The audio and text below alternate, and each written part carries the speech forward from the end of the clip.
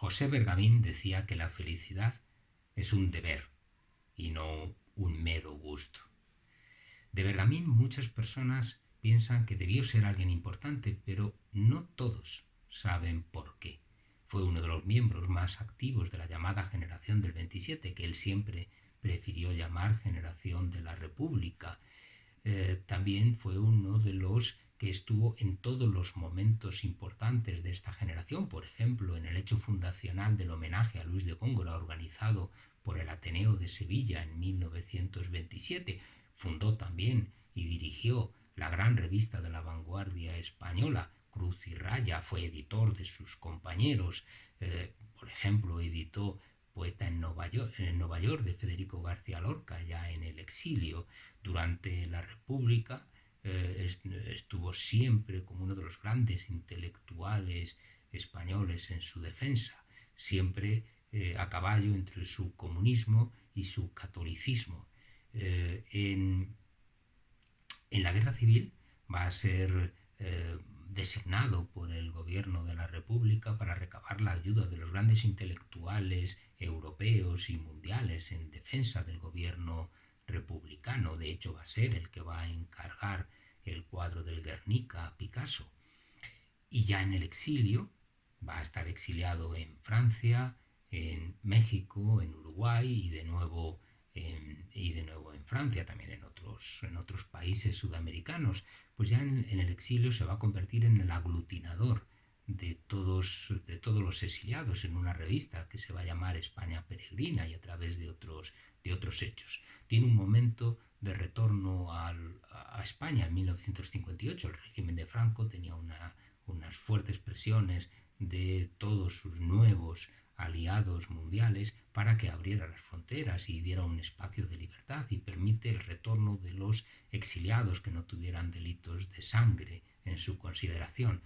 Pues bien, él vuelve en 1958, pero en 1963 tiene que volver al exilio porque firma un manifiesto en defensa de la huelga de los mineros asturianos españoles y se enfrenta con el gran y poderoso ministro del régimen de Franco de entonces, Manuel Fraga. Estuvo en Francia y después podrá volver en 1970. Fue una de las grandes figuras intelectuales españolas de todos los tiempos, uno de los intelectuales de mayor prestigio internacional y tuvo unas serias polémicas incluso dentro del comunismo de sus afines, hasta que fue desbancada su figura por una figura nueva que parecía que estaba más asentada en la realidad de su tiempo, que fue Aranguren. Pues bien, en ese momento en el que vuelve a España en 1958, él escribe uno de sus libros más importantes. Bergamín fue uno de los escritores más interesantes de su generación, gran prosista, autor de obras de teatro, quizás secundarias, y un gran aforista. Como aforista es uno de los mejores españoles de todos los tiempos. No se entiende, por ejemplo, que en algunas antologías españolas del aforismo no figure o figure como un mero secundario, o no se entiende que muchos aforistas españoles o estudiosos sobre el aforismo español ni siquiera lo conozcan o lo citen. Bien, Bergamín fue también poeta. Empezó como poeta en los años 20 en la revista Índice de la mano de Juan Ramón Jiménez. Juan Ramón Jiménez fue quien lo impulsó a la escritura de la poesía y se nota ese sello. Otro de sus maestros fue Unamuno en cuanto a su pensamiento filosófico, en cuanto a las contradicciones personales como forma de pensamiento también.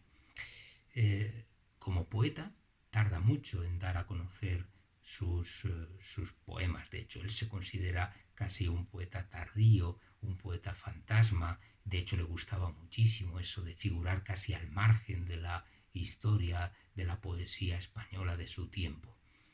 Un libro excepcional que escribe en su retorno fue Del otoño y los mirlos. Es un libro que juega con sus grandes temas, la muerte, el transcurso del tiempo, el amor. Enlaza dos jardines, dos parques que para él son muy significativos. Uno, el Parque del Retiro, de su juventud y de su madurez, y otro, el jardín del Bosque de Carrasco que había conocido en Montevideo, en Uruguay, en su estancia en Uruguay. Son dos jardines que van a ser el telón de fondo de todo este poemario, más que el telón de fondo, casi hasta los protagonistas de este poemario. De hecho, este libro es uno de los grandes libros sobre el tema del jardín que existen en la literatura española. De su poesía se ha dicho muchas cosas, quizás sea una poesía contracorriente en su época, aunque tiene el sello de Juan Ramón Jiménez.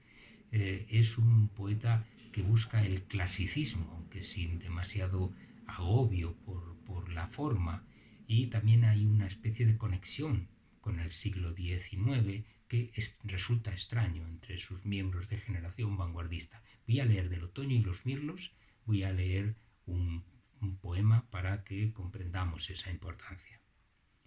Qué claridad de amor, qué luz de paraíso, qué pura transparencia de azul para los mirlos con su gota de sangre encendida en el pico, qué paz, qué sosegado extasiado delirio.